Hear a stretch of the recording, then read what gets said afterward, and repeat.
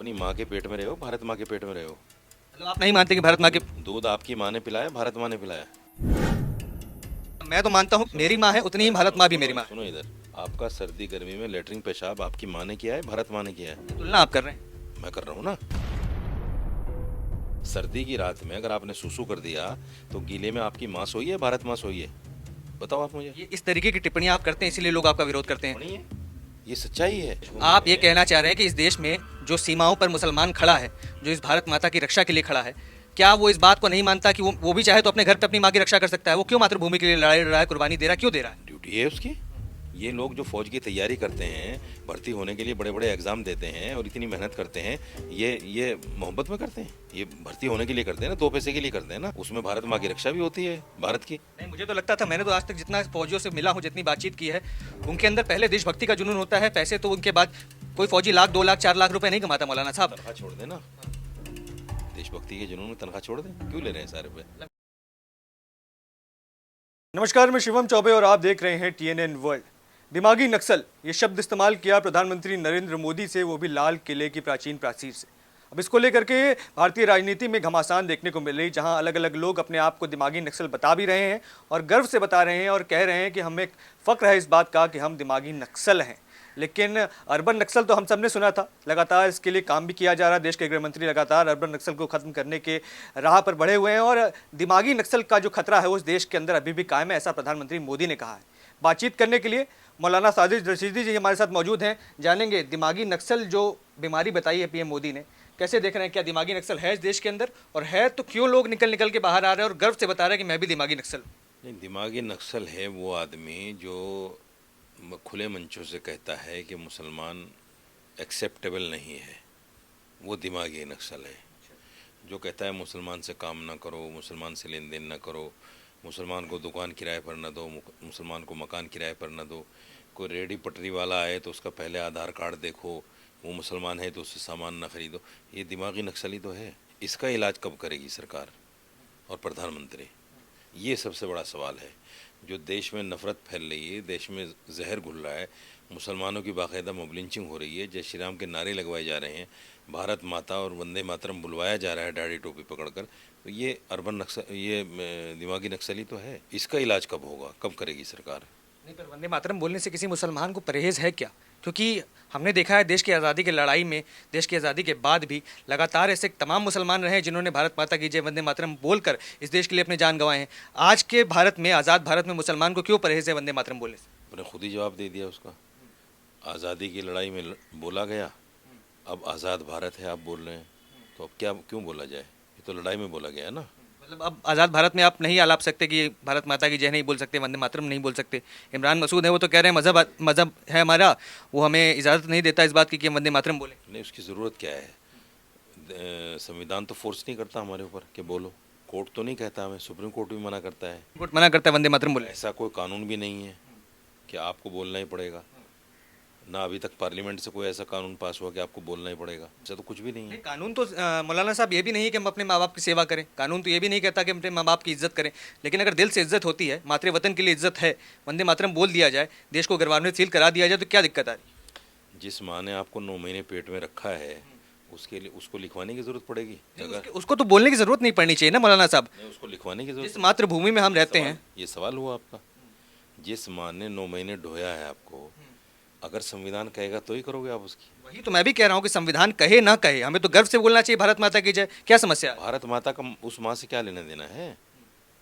आप भारत माँ के पेट में रहे हो, माँ के पेट में रहे हो। नहीं, इस भूमि पे मैं रहा हूँ, जितने वर्ष से मैं जिंदा हूँ आज तक इस भूमि पर हूँ। अपनी माँ के पेट में रहे हो, भारत माँ के पेट में रहे हो। मतलब आप नहीं मानते कि भारत माँ के। दूध आपकी माँ ने पिलाया, भारत माँ ने पिलाया। बताओ आप मुझे। नहीं, मैं तो मानता हूँ कि जितनी मेरी माँ है उतनी ही भारत माँ भी मेरी माँ है। सुनो इधर, आपका सर्दी गर्मी में लेटरिन पेशाब आपकी माँ ने किया है, भारत माँ ने किया है। ये तुलना आप कर रहे हैं। मैं कर रहा हूँ ना। बताओ आप मुझे, किसने किया है? सर्दी की रात में अगर आपने सुसु कर दिया तो गीले में आपकी माँ सोई है, भारत माँ सोई है। बताओ आप मुझे। ये इस तरीके की टिप्पणियां आप करते हैं इसीलिए लोग आपका विरोध करते हैं। पढ़िए, ये सच्चाई है। ये सच्चाई, मतलब मातृ वतन। जिस माँ ने आपको जन्म दिया है उनको तो आप डाल देते हैं उसके अंदर, जो जगह जगह शेल्टर खुले हुए हैं, उसके अंदर डाल देते हैं। उसकी तो आप वो करते नहीं हैं। और भारत माता की जय, ये कौन सा वो हुआ आपका संविधान भाई, आप बताइए। तो मतलब आप कहना चाह रहे Old हैं, age home आप ये में- कहना चाह रहे हैं कि इस देश में जो सीमाओं पर मुसलमान खड़ा है, जो इस भारत माता की रक्षा के लिए खड़ा है, क्या वो इस बात को नहीं मानता कि वो भी चाहे तो अपने घर पे अपनी माँ की रक्षा कर सकता है? वो क्यों मातृभूमि के लिए लड़ाई लड़ रहा है, कुर्बानी दे रहा है, क्यों दे रहा है? ड्यूटी है उसकी, उसकी ड्यूटी है, उसको उसका पैसा मिल रहा है। मतलब वो केवल तनख्वाह के लिए कर रहा है? नहीं, बात तनख्वाह की नहीं है, ड्यूटी है उसकी। आपको भी अगर फौज, ये लोग जो फौज की तैयारी करते हैं, भर्ती होने के लिए बड़े बड़े एग्ज़ाम देते हैं और इतनी मेहनत करते हैं, ये मोहब्बत में करते हैं? बताओ मुझे। ये भर्ती होने के लिए करते हैं ना, 2 पैसे के लिए करते हैं ना। उसमें भारत माँ की रक्षा भी होती है, भारत की। नहीं, मुझे तो लगता था, मैंने तो आज तक जितना फौजियों से मिला हूँ, जितनी बातचीत की है, उनके अंदर पहले देशभक्ति का जुनून होता है। पैसे तो उनके बाद कोई फौजी लाख 2 लाख 4 लाख रुपए नहीं कमाता मौलाना साहब। तनख्वाह छोड़ दें ना, देशभक्ति के जुनून में तनख्वाह छोड़ दें, क्यों ले रहे हैं सारे पे? मतलब ऐसे स्टेटमेंट्स आप दे रहे हैं? नहीं, स्टेटमेंट की आप कह रहे हो ना, या तो आपकी बात का जवाब दे रहा हूँ मैं। मुझे तो अपने फौजियों पे शक नहीं है, ये तो मैं आपकी बात का जवाब दे रहा हूँ। पर आप ये कह रहे हैं कि फौजी पैसे के लिए काम कर रहा है। आप, अरे आप कह रहे हो ना, आप कह रहे हो ना। मैं तो कह रहा हूँ पहले देशभक्ति है, पहले भारत माता की सेवा है, उसके बाद। फिर वही बात, आप लोग ये सवाल लाते कहाँ से हो? कोई अलग से कोई मैं ये नहीं समझ पाता, पैसे जवाब कहाँ से लाते हैं कि आप कह रहे हैं कि भारत माता की जय बोलने की आवश्यकता नहीं, वंदे मातरम बोलने की आवश्यकता नहीं, आप भारत माँ की तुलना अपनी माँ की तुलना से कर रहे हैं। भारत को आप माँ मानते हो ना, हम तो नहीं मानते। क्यों नहीं मानते, वही तो प्रश्न है। नहीं मानते? जो मुसलमान भारत को अपनी माँ मानता है, फिर वो क्या है? कौन मुसलमान मानता है? कोई मुसलमान नहीं मानता। कोई मुसलमान नहीं मानता। जो देश की सरहद पे खड़ा है वो मुसलमान भारत को माँ नहीं मानता, आप ये बता रहे भारत को माँ मान के थोड़े ही खड़ा है, हैं। नहीं मानता, आप ये कह रहे हैं ना। वो अपने देश की हिफाजत के लिए खड़ा है। हाँ। इसमें माँ मानने का क्या मतलब हुआ? मतलब मोहम्मद ब्रिगेडियर उस्मान, वीर अब्दुल हमीद, मोहम्मद सुफिया देश कुरैशी के लिए जान दे दी उन्होंने, माँ मान के थोड़ी जान दी है, देश के लिए जान दी है। अच्छा। देश की हिफाजत तो सभी करते हैं, हम भी करेंगे। नहीं। अगर हमें कहे सरकार कि चलो सरहद पे जाके लड़ना, हम भी लड़ेंगे अपने देश की हिफाजत के लिए। इसमें माँ का क्या मतलब हुआ? नहीं मानेंगे। फिर वही बात मानेंगे।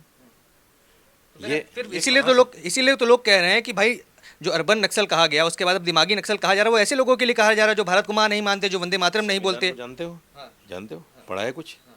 पढ़ा है? क्या लिखा है 25 आर्टिकल में? क्या कहाँ लिखा है कि आप भारत को माँ नहीं मान सकते? कहाँ लिखा है ये तो बताइए ना सर। संविधान में कहाँ लिखा है भारत को माँ मानो? कहाँ लिखा है? कौन से पैरे में लिखा? बताओ, बताओ मुझे कहाँ लिखा है। तो मतलब आप नहीं मानेंगे, अब ले देखिए। अरे मुझे बताओ ना, संविधान में कहाँ लिखा है? कहाँ लिखा है माँ मानो? मतलब भारत को माँ नहीं मानेंगे, पर प्रधानमंत्री ने अगर दिमागी नक्सल बोल दिया तो वो सबसे पहले आप ले लीजिए। पढ़े लिखे हो? पढ़े लिखे हो कि नहीं? बताइए। तो मैं ये कह रहा हूँ, संविधान में कहाँ लिखा है कि भारत को माँ मानो? मैं भी तो वही पूछ रहा हूँ, संविधान में कहाँ लिखा है कि ना मानो?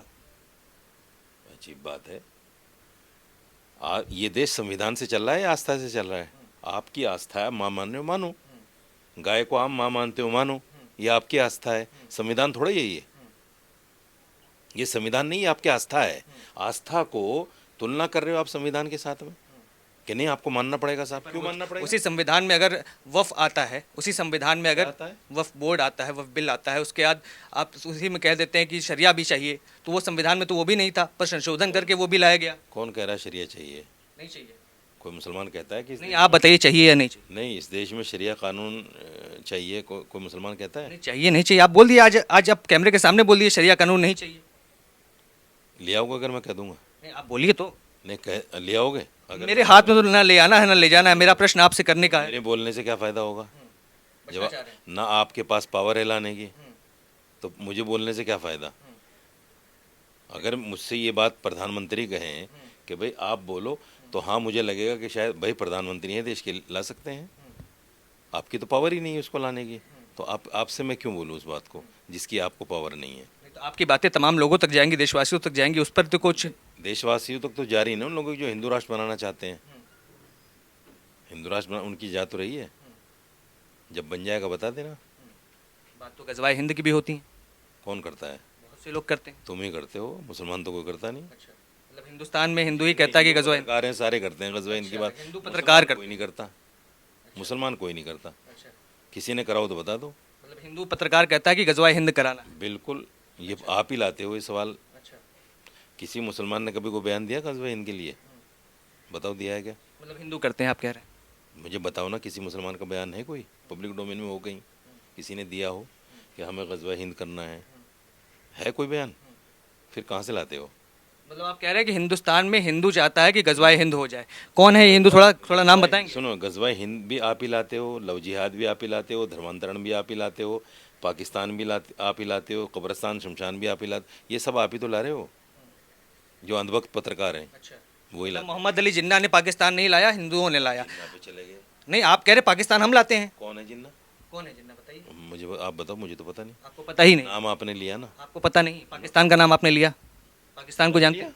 मैंने कहाँ लिया अभी पाकिस्तान? आपने कहा पाकिस्तान आप लाते हैं, हिंदू पत्रकार लाते हैं। मैंने तो पाकिस्तान का नाम लिया ही नहीं। चलिए, वो तो कैमरे पे चेक हो जाएगा जब भी आप। आप ही कह रहे हो पाकिस्तान और जिन्ना, हम तो नाम भी नहीं लेते। अच्छा, हम तो पाकिस्तान और जिन्ना का नाम भी लेना पसंद नहीं करते। ये सब हिंदू पत्रकार ही लाते हैं ये सब। सारी चीजें हिंदू पत्रकार करते हैं, फिर भी मुसलमान देश का डरा हुआ है, मुसलमान पिछड़ा है, मुसलमान। हम किससे डर रहे हैं? किसी में ताकत है जो मुसलमान को डरा दे? अच्छा, आज तक तो कोई पैदा हुआ नहीं जो मुसलमान को डरा दे। नहीं तो फिर तमाम नेता जो आते हैं, प्रवक्ता आते हैं टीवी चैनलों पे, कहते हैं मुसलमान को दबाया जा रहा है, सरकार दबाती है, सरकार डराती है, सरकार पिछड़ा रखती दबाया है। जाना अलग चीज़ है। हाँ। दबाया जाना है, दबाए जाने की कोशिश करना, ये डराने की कोशिश करना, वो अलग चीज़ है, लेकिन डरता नहीं है अच्छा मुसलमान। रशीद साहब, ये बताइए, जैसे पीएम मोदी ने बोला कि दिमागी नक्सल, क्या उन्होंने किसी धार्मिक कारण की वजह से बोला, कोई प्रोटेस्ट की वजह से बोला? कई लोग कयास भी लगा रहे हैं कि कॉकरोच जनता पार्टी का प्रोटेस्ट था, क्या पता उन्हें बोला हो, क्या पता जो लोग उनको गालियां दे रहे हैं उन्हें बोला हो। आप बता रहे हैं कि मुसलमानों के साथ जो इस तरीके की चीज़ें होती हैं वो भी दिमागी नक्सल होती है, तो टारगेट किसको किया गया है? और मिर्ची, क्योंकि चिदम्बरम साहब भी कह रहे हैं कि मैं गर्व से कहता हूँ दिमागी नक्सल हूँ, सीजेपी के स्पोक्स पर्सन भी उस पर बयान दे रहे हैं, तमाम लोग, प्रकाश राज, तमाम ऐसे एक्टर भी हैं जो उस पर टिप्पणियाँ कर रहे हैं। है किसके लिए ये चीज़? हमें तो पता नहीं भाई, प्रधानमंत्री ने बोला, वो जाने। हमने जो जो उससे आकलन किया वो हमने बता दिया कि ये लोग दिमागी नक्सल हैं जो आपस में नफरत फैला रहे हैं। मतलब आप अपने आप को मान रहे हैं? कई लोग खुद से एक्सेप्ट कर ले रहे हैं कि मैं भी हूँ। नहीं, मैं क्यों दिमागी नक्सल हूँगा? मैं तो ठीक ठाक दिमाग वाला इंसान हूँ, अच्छी बात कर रहा हूँ, होश आवाश में हूँ। मैं तो दिमागी नक्सल नहीं हूँ। तो पीएम के इस बयान को कैसे देख रहे हैं फिर? सही बोला, गलत बोला, जिसको भी बोला, चलिए। नहीं तो पीएम बताएंगे, पीएम उसकी वजाहत करेंगे किसके लिए बोला है। भाई हर आदमी अपने हिसाब से उसकी व्याख्या कर रहा है। मैंने भी एक व्याख्या करी है इसकी कि भाई ये लोग हैं दिमागी नक्सल। अब जो अपने आप को बोल रहा है वो हो सकता है उसके दिमाग में कोई नक्सलवाद हो, हमारे दिमाग में तो कोई है नहीं। देश के गृह मंत्री रहे चिदम्बरम कहते हैं कि मैं गर्व से दिमागी नक्सल हूँ। हो सकता है। एक समय देश के गृह मंत्री रहे थे, तो क्या ये कहा जा सकता है कि एक समय देश का गृह मंत्री जो था वो दिमागी नक्सल किस्म का इंसान था? हो सकता है, जब उसने बोला है तो होगा। वो दोबारा आएगा फिर आपकी भी खबर लेगा, दोबारा आएगा तो फिर आपकी भी खबर लेगा। आएंगे दोबारा, लग रहा है जिस तरीके का रवैया। सकता जब 2 सीट वाली भारतीय जनता पार्टी 2014 में एकदम आ सकती है, कितने साल बाद? तो कांग्रेस के पास तो 100 सीटें हैं, 100 सीटें हैं उसके। 2 वाली पार्टी एकदम 2014 में आ सकती है सत्ता में, तो जिसके पास 100 सीटें हैं वो तो कभी भी आ सकता है। देश के लोगों का, जो वोटर्स हैं, उनका दिमाग इधर उधर होने में कोई टाइम थोड़े लगता है। नहीं, पर जो पार्टी देश की सबसे पुरानी पार्टी रही, जो पार्टी जिसने आज़ादी की लड़ाई में कहा जाता है कि सबसे ज़्यादा योगदान दिया, जो कहते हैं कि हमारे नेताओं ने बलिदान दिया, उसी पार्टी के मुख्यालय पर जब राष्ट्रगीत बजता है तो उसी पार्टी की एक बड़ी नेत्री, उनको एतराज़ हो जाता है। तो क्या ऐसी पार्टी को देश की जनता दोबारा मौका देगी, और देगी तो क्या वजह रहेगी देने की? नहीं दे सकती, क्यों नहीं दे सकती? क्या उन्होंने किया क्या है भाई? गाने पर तो किसी को एतराज़ है ही नहीं, न गाने पर कोई बिल आया। अभी गाने पर तो बिल नहीं आया ना, बिल तो अपमान पर आया है। अगर कोई आदमी 2 स्ट्रेंजर गाना चाहता है वो 2 स्ट्रेंजर गा सकता है। नहीं, पर किसी राष्ट्रगीत को रुकवाना बीच में। वो भी नहीं गाना चाहता तो भी ना गाए, अच्छा, बजाए ही नहीं। अच्छा, ये तो अब सरकार ने लागू कर दिया कि 6 के 6 पूरे गाए जाएंगे किसी भी। सरकारी प्रोग्रामों में है भाई, कहाँ से लाते हो ये खबर सारी? आप लोगों को जानकारी नहीं पर है? देश के एक मौलिक पार्टी होने के नाते एक मौलिक अधिकार नहीं है क्या? सरकारी प्रोग्राम था क्या उनका? नहीं, पर देश की जनता देख रही है। अगर राहुल गांधी अभय मुद्रा में खड़े हो सकते हैं, राहुल गांधी भी हिल सकते थे, क्यों नहीं हिले राहुल? अजीब बात है भाई, वो उनका अपना पार्टी का प्रोग्राम था, सरकारी प्रोग्राम थोड़ी था। ये कानून जो आया है सरकारी प्रोग्राम के लिए आया है। अगर कोई वंदे मातरम नहीं गाता तो वो देशद्रोही थोड़ा ही है। सुप्रीम कोर्ट तो ये कह रहा है 1986 में भी 2016 में भी कि अगर कोई आदमी राष्ट्रगान के लिए भी खड़ा नहीं होता है तो उसको आप देशद्रोही नहीं कह सकते। सुप्रीम कोर्ट कह रहा है इस बात को। तो मौलाना साहब खड़े होते हैं या नहीं खड़े होते? फिर वही बात, आप संविधान और कोर्ट से परे क्यों सवाल करते हैं आप लोग? मौलाना खड़े होते हैं कि नहीं होते हैं? एक जवाब दे दिया ना मैंने कि सुप्रीम कोर्ट ये कह रहा है अगर कोई नहीं भी खड़ा होगा तो वो देशद्रोही नहीं है। सुप्रीम फिर कोर्ट की ये बातें सवाल कहाँ से बन गया कि मौलाना खड़ा नहीं, होगा? सुप्रीम कोर्ट की बातें तो सुप्रीम कोर्ट के जरिए सबके थ्रू आती हैं, पर आपकी व्यक्तिगत क्या राय है, क्योंकि आपके साथ हम अगर इंटरव्यू में बैठे हैं। संविधान की राय है, वो हमारी राय है। हाँ, हर चीज़ संविधान के हिसाब से मानना का बिल्कुल, देश में रहना है तो संविधान को मानना है, नहीं मानना है क्या? बिल्कुल मानना चाहिए। फिर हर तरीके से संविधान को मानते हैं, हर तरीका क्या होता है? मतलब जो कुछ भी संविधान कहता है उसको मानते हैं ना। बिल्कुल मानते हैं। कौन सी बात को नहीं मानता मुसलमान, बताओ मुझे। एक बात बताओ कि ये संविधान में है और मुसलमान नहीं मानता, है कोई ऐसी बात? संविधान ऊपर है या कुरान ऊपर? बड़े ये इंटरव्यू कर रहे हो आप या टीआरपी लेने के लिए कर रहे हो? नहीं, आप कह रहे हैं मैं संविधान मानता हूँ, देश का हर मुसलमान संविधान मानता है, तो ऐसे तमाम लोग हैं जो कहते हैं कुरान ऊपर है। अनिरुद्ध आचार्य से पूछो। वो मुसलमान है। नहीं, अनिरुद्ध आचार्य से पूछो कि गीता ऊपर है कुरान या संविधान। पूछेंगे, ज़रूर पूछेंगे। हाँ, स्वामी अभिमुक्ताशरण जो शंकराचार्य भी, उनसे पूछो। पूछ लेंगे। आप पूछ लेना, जो उनका जवाब वो वही मेरा जवाब। उनका जवाब आपके जवाब से कैसे मिलेगा? अगर वो कहेंगे गीता बड़ी है तो मैं भी कहूँगा कुरान बड़ी है, अगर वो कहेंगे संविधान बड़ा है तो मैं भी कह दूँगा आपकी संविधान। व्यक्तिगत भी तो राय होगी, आप दूसरों की राय पे अपनी राय क्यों बना रहे हैं? फिर वही बात, आप सवाल ही गलत कर रहे हो ना, सवाल ही गलत कर रहे हो। धर्म और संविधान इंसान की दो आंखें हैं। आप लोगों को तो जानकारी है नहीं इस चीज़ की। ना तो संविधान को छोड़ सकता आदमी, ना धर्म को छोड़ सकता। नहीं, पर धर्म और संविधान इंसान की दो आंखें हैं, पर जो इंसान दोनों आंखों पर धर्म लगाकर बैठ जाए उसको संविधान कहाँ से दिखाई देगा मौलाना साहब? कौन लगा के बैठता है? नहीं, जो लोग कहते हैं कि हम संविधान से ऊपर कुरान को रखते हैं, आप ये कह सकते हैं कि चलिए मैं दोनों को मानता हूँ, पर जो लोग कहते हैं कि नहीं कहता है? बहुत से लोग कहते हैं, हमारे माइक पर आपको तमाम ऐसे लोग दिखा देंगे जो बोले हैं। एक मुसलमान का नाम बताओ। आपको मैं 10 वीडियोस दिखा दूंगा इस माइक के। वीडियो को छोड़ो, एक मुसलमान का नाम बताओ जिसने आपके माइक पे कहा हो कि हम संविधान को नहीं मानते, बस कुरान को मानते। कुरान ऊपर है, कुरान पहले है फिर संविधान। तो फिर क्या हो गया? इसमें क्या बुरा हो कह दिया उसने? संविधान खुद कह रहा है कि आप अपने धर्म को मानो, उसका प्रचार प्रसार भी करो, ये तो संविधान कह रहा है। उसमें उसने गलत क्या कह दिया? अगर उसने कह दिया कि मैं कुरान को मानता हूँ, पहले कुरान को मानता हूँ फिर संविधान, इसमें बुरा क्या है? मतलब अगर संविधान को ताक पर रखकर कुरान को आगे करने की बात हो तो किसने रख दिया? अगर किसी ने ये कहा मैं कुरान को मानता हूँ, ताक पर कहाँ रख नहीं, दिया? पर शाहबानो केस में क्या हुआ था सर? अगर एक तलाकशुदा महिला अपने न्याय की बात कर रही थी, उसको ताक पर रखने का काम किसने किया कुरान को आगे करके? आज के पत्रकार की दिक्कत ये है कि आप लोग पहले लिख के तो लाते नहीं, समझ के तो नहीं आते नहीं कि हमें क्या बोलना है। पहले क्या होता था, मैंने 92 में जर्नलिज्म पढ़ा है, आपकी इतनी एज भी नहीं होगी। इंटरव्यू का एक तरीका होता है, ये नहीं होता कि आप कहीं भी कुलांचे भर जाओ, कहीं भी किसी भी जगह पलटी खा जाओ, ये ऐसे क्यों है वैसे, ऐसे नहीं होता। शाहबानो केस में जो कुछ हुआ वो कांग्रेस सरकार ने किया।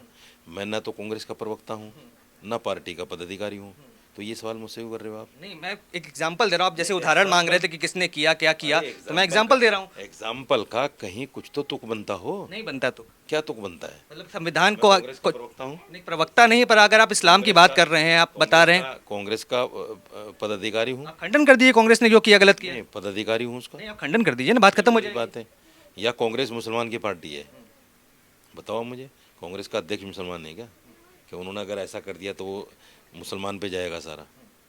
कहाँ से लाते हो ये सवाल? मतलब खंडन नहीं कर सकते आप? इस तरह का सवाल लाना ही नहीं चाहिए ना। नहीं, आप उदाहरण मांग रहे थे इसलिए मैंने आपको उदाहरण दिया। ये उदाहरण दिया आपने? जी। वाह, सलाम है फिर तो आपको।